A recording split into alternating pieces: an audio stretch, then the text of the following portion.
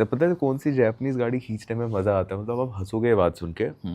मैं आपको सच बता रहा हूँ, स्विफ्ट में जो एक्सेलरेशन है एब्सोल्युटली, वो जो 160 पे जाएगी ना आपको स्मूथली, अगर आप उसको मुंबई एक्सप्रेस वे पे दौड़ा रहे हो स्विफ्ट को, ऐसे इतनी जोर से जाएगी आपको पता नहीं चलेगा। But that has changed now.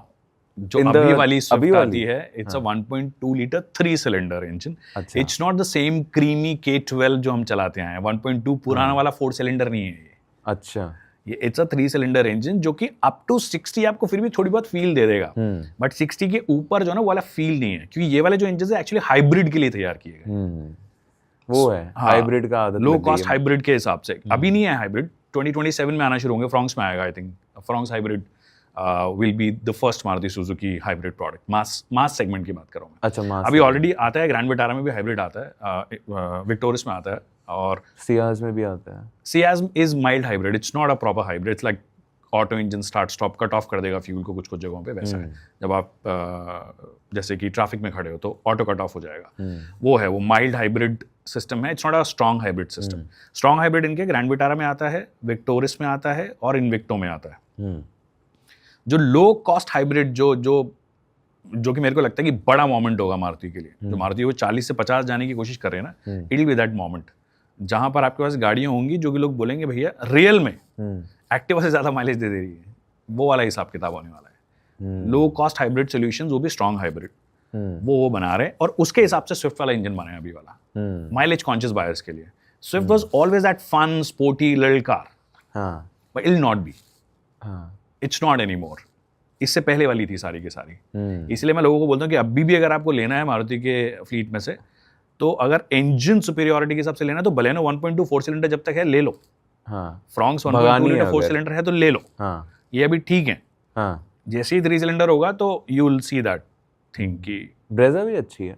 Brezza अच्छी है, but I would still pick the 1.2 K12, that's a superior engine according to me. It's smoother, easy to manage in city.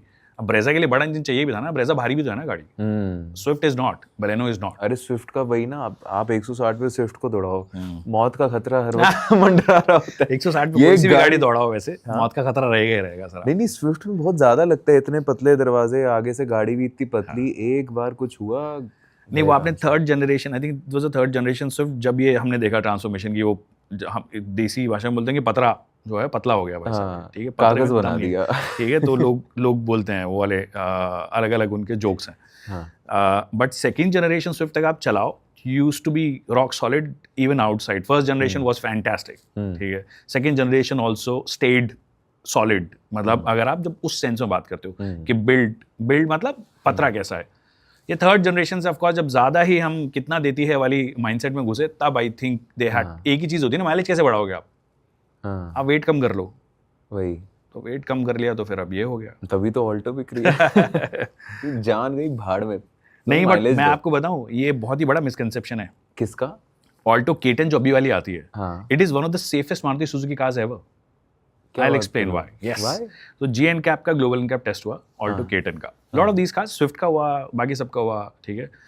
इन सब का जो प्लेटफॉर्म है वो अनस्टेबल पाएगा कि इट कांट, अगर आप 60 kmph के ऊपर इसके लगाओगे तो जनरली जान का खतरा है, आदमी मरेगा टाइप्स।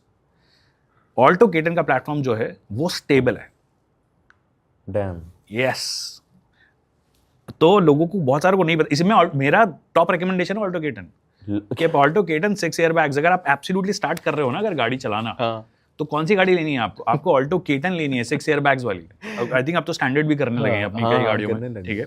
6 एयरबैग है ऑल्टो में, फिट कैसे आया? ये जोक था मेरा और गगन का, बहुत पुराना जोक है। हमने एक ईयर एंटर किया था, तो हमने यही बोला था कि यार इसमें 6 लगाएंगे कैसे, उड़ नहीं जाएगी ये। एयरबैग अगर खुल गए और गाड़ी उड़ गई, क्या पता एयरबैग खुले आदमी उसी से डिहाइड्रेट होकर मर गया। But Alto K10 is one of the safest entry level cars. आप अक्रॉस मैन्युफैक्चरर्स चले जाओ, उससे सेफ गाड़ी नहीं है उस प्राइस ब्रैकेट में। जब आप वगैरह सब ये नहीं, स्विफ्ट से ज्यादा सेफ है, बोलो ना, प्लेटफॉर्म ज्यादा स्टेबल है।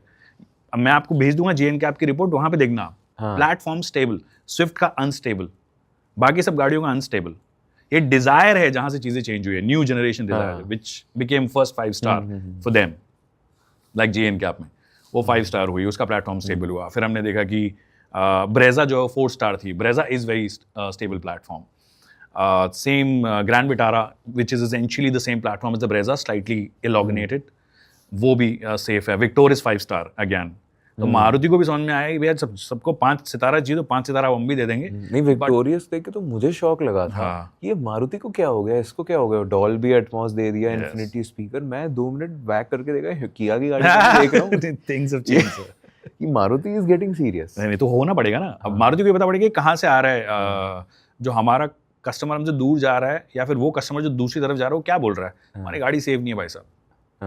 बोला ठीक है सेफ बना देंगे हम. ऐसा नहीं कि Maruti was incompetent of doing that, but Maruti was probably favouring mileage, क्योंकि माइलेज कॉन्शियस बायर ज्यादा हो गया था कि भैया मेरे को तो यार जाना है, मेरे को 25 का माइलेज चाहिए, 24 का माइलेज चाहिए. दे देंगे भाई साहब, आपको माइलेज दे देंगे. अब उनको लगा कि माइलेज के अलावा ये लोग सेफ्टी की बात करने लगे हैं, तो ठीक है हम हाइब्रिड घुसा देंगे, माइलेज भी दे दिया तेरे को, सेफ्टी भी दे दी हमने. सो मारुति समहाउ नर्व हमारी बोलते हैं ना कि नब्स जानती हैं इंडियंस की बहुत अच्छे से, स्पेशली एकदम वो सब 20 लाख वालों की. तो लोग अभी जैसे कि बहुत प्रोडक्ट्स का हल्ला होता है कि यार नई मिड साइज एसयूवी आ गई है,